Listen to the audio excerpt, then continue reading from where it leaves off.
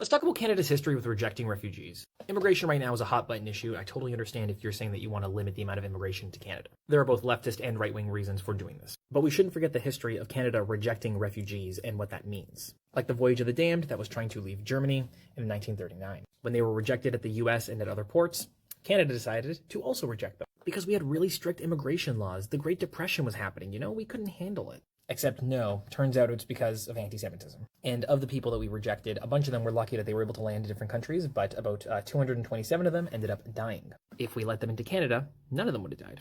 Same thing happened in 1914 with the Komagata Maru. We had really strict immigration laws. We just couldn't let in any Indian people, And upon returning, a bunch of them were killed. I'm not saying that tightening up our immigration rules is the same as this. But right now, for example, we still consider the US a safe third country. So for example, if somebody is coming from like El Salvador and they want to come to Canada and they make their way to Canada through the US, if we see them at our border, we turn them around and we send them back to the US because they should be claiming refugee status in the first safe country that they come across, which in this case, according to Canada, would be the US, even though we know that they would most likely end up deporting them. And you might say, well, Canada's not the one who was doing these horrible things, but we sat by and we watched it happen.